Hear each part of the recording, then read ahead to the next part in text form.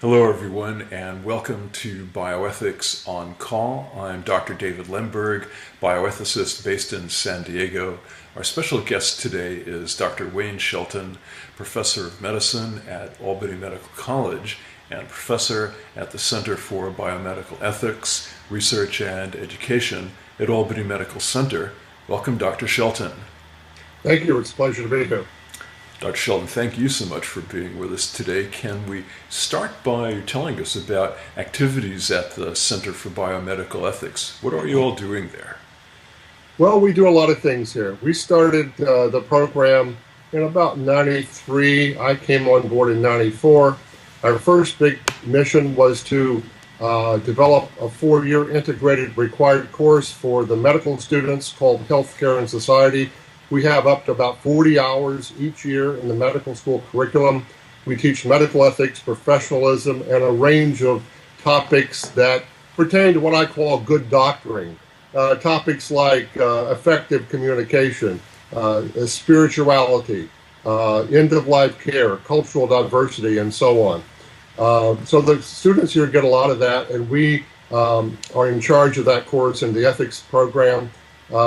During the 90s, we also started an ethics consultation service, which we still run. It's very active.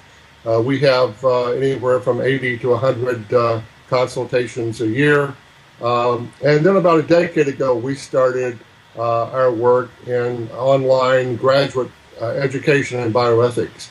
And currently we have a master's program in bioethics, primarily for working healthcare professionals who can't go back full-time to further their bioethics education. And more recently, we have a doctorate in bioethics for people who want to take leadership roles, who have finished their master's in bioethics, and who want to take leadership roles in their home institutions in bioethics and medical ethics. So that's a brief summary. That's great, Dr. Shelton. Thank you. So your activities at the center are deeply integrated with activities at Albany Medical College. That's right. Our work in the Ethics Center is very much part of the mainstream of the health science center we work in, both in education, patient care, and our education, our teaching to graduate students in bioethics is really connected with all the work we do in our medical center. Thank you. And you said that you do up to approximately 100 ethics consultations per year. So can you tell us how, as an ethics consultant, you interface between the patient, their family, and medical staff? Sure. We get called mostly by physicians, but sometimes by nurses and other team members involved in a particular case. Who have a concern about something that's going on. Usually it's some type of conflict or disagreement. And our role is to become involved to find out what's at stake. Usually sometimes it's a communication issue. People just haven't bothered to kind of clarify what it is they're talking about with each other. And sometimes we can do what I call dissolving a problem rather than resolving it, because it's not so much a problem once people start talking about what their differences are. They understand that there's not as big a difference as they thought. Other times there's real substantive disagreements, and usually that's between family members who are serving as surrogates for their loved ones who are very, very sick and unable to speak for themselves. They lack capacity. There's some difference in the goals of care as they see it versus the goals of care in terms of what's medically possible from the point of view of the physician. And we are often involved in those kinds of situations to mediate and to reconcile difference and come to some common agreement about goals of care. So we talk to patients when they're able to, often to surrogates of patients, and certainly to all the members of the healthcare team to build consensus within a particular case about how to move forward. Dr. Shelton, thank you. And I'm guessing that many of these consultations involve end-of-life care. They do, very often. I think we did a little survey recently, and I think, as I recall, in the cases where we were involved, we were dealing with end-of-life care about 60% of the time, so more than half. of the time we're involved in disputes about end-of-life care. And that's sort of what you would expect, because it's the place where surrogates, family members are very stressed. They're going through a lot emotionally. They have obviously connections with the patient. They're going through grief. They're having a hard time letting go. And at the very same time, these same people are often having to process complex medical information.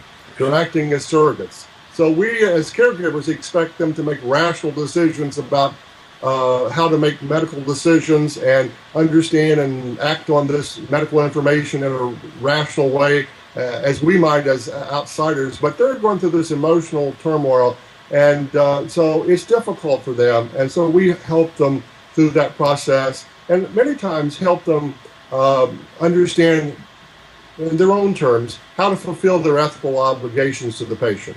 Because what they want to do sometimes is different than what the patient would have wanted. So, and it's not something that you can deal with easily. It takes time to talk about these things and to have long conversations. Shelton, thank you. It's clear that the ethicist has a tremendously important role. Can you speak about the importance of living wills and end-of-life cares? How are they applicable? Sure. Well, we've had living wills formalized into our healthcare system since the 1991 with the Patient Self-Determination Act. And the hope was back in those days that more people, perhaps a big majority of people, would have advance directives stated, and that would possibly reduce the number of ethical problems and the disputes like I'm talking about. That's happened to some extent, but and of course all hospitals today have to give patients the opportunity to express their wishes about end-of-life care upon admission. But in spite of these efforts over the years, it's still the case, as far as I know, that most patients don't have formal advance directives. So it's still somewhat of an issue throughout the country.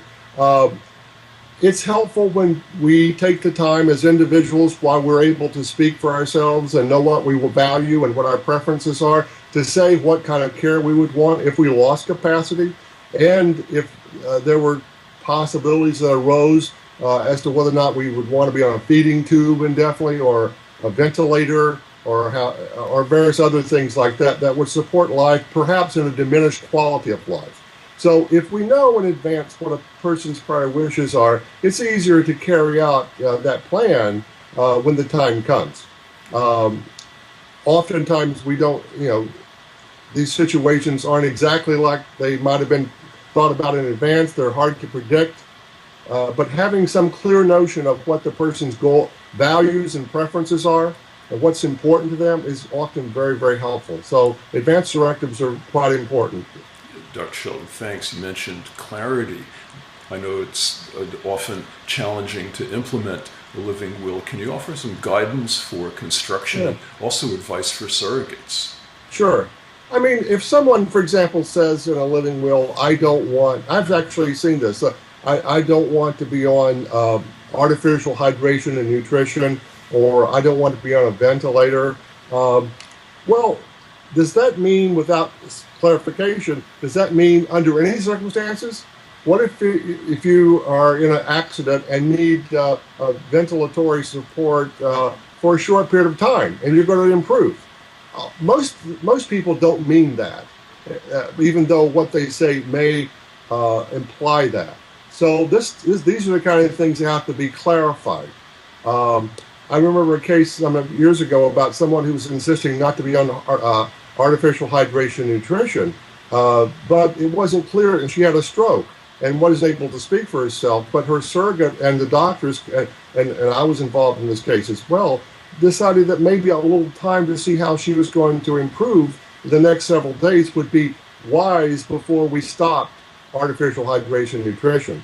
So these kinds of clarifications have to take place so that a plan can be worked out, and we know how to best respect the patient's wishes. But it's not always so obvious up front. It has to be clarified and interpreted. Clarified and interpreted. Dr. Shelton, thank you so much for a terrific conversation today. We appreciate your time. Oh, my pleasure to talk with you. Thank you. Our guest is Dr. Wayne Shelton, Professor of Medicine at Albany Medical College and Professor at the Center for Biomedical Ethics, Education, and Research at Albany Medical Center. Thanks for being with us on Bioethics on Call.